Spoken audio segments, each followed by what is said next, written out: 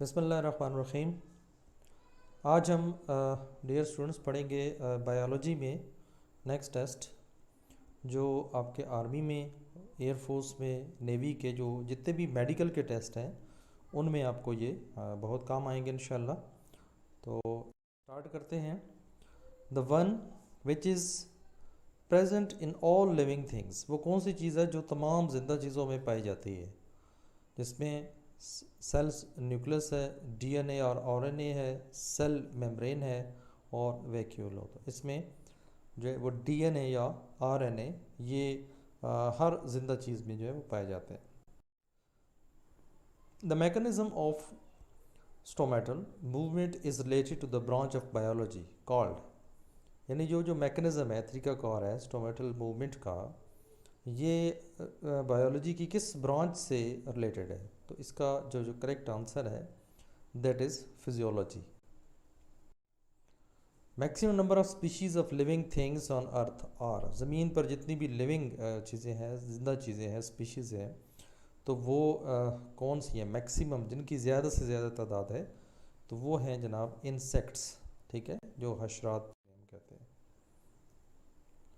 उसके बाद ये जो variety among amino acids is produce due to, ये किससे? आर ग्रुप से पैदा होता है, ठीक है। डिफरेंट अमीनो एसिड्स जितने भी होते हैं वो पैदा होते हैं due to are groups.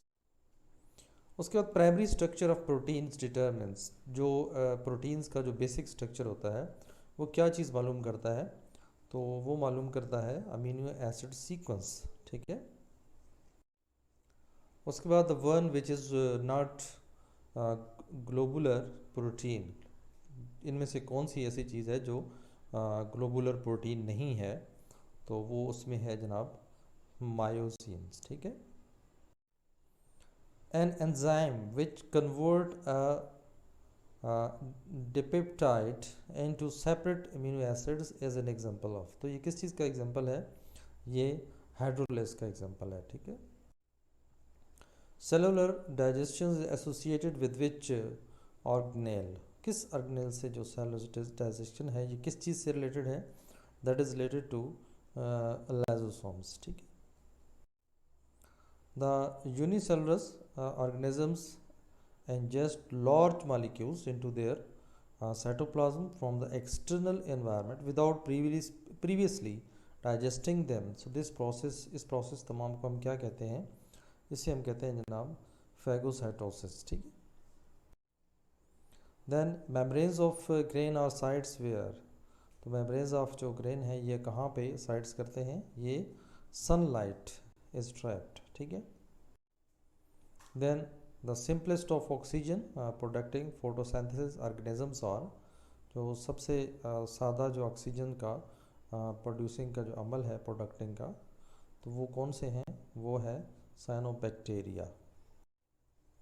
Protein coat of viruses are synthesised in, तो प्रोटीन कोस्ट हैं जो वायरसेस के, ये कहाँ पे सिंथेसाइज्ड होते हैं? तो ये लेटिक साइकिल्स में होते हैं, ठीक है। उसके बाद आ जाता है mycoplasmas have been included in bacteria because, bacteria में माइक्रोप्लाज्मा होते हैं किसकी वजह से?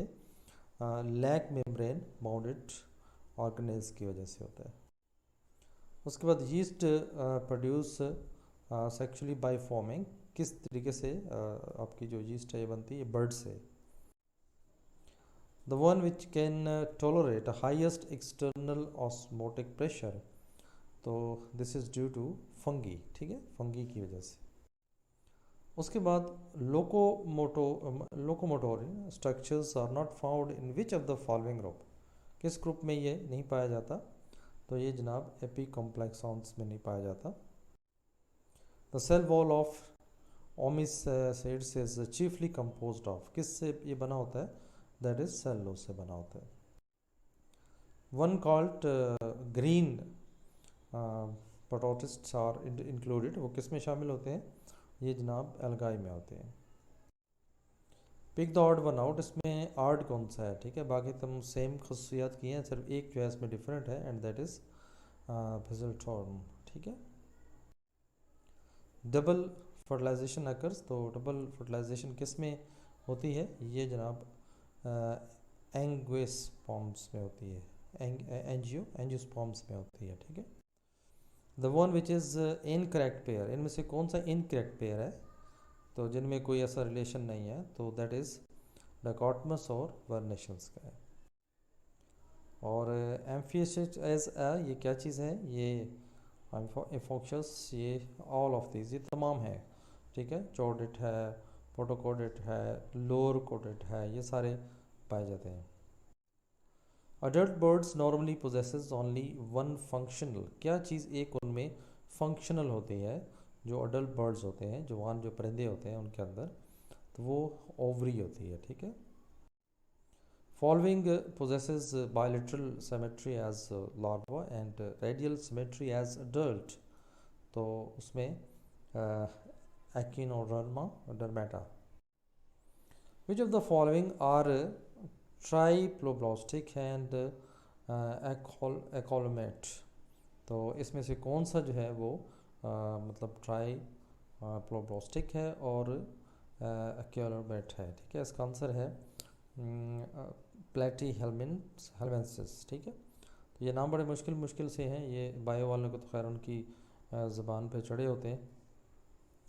So this was all about this lecture. इंशाल्लाह नेक्स्ट हम पढ़ेंगे बायो का जो नेक्स्ट हमारा टेस्ट होगा वो इंशाल्लाह करेंगे।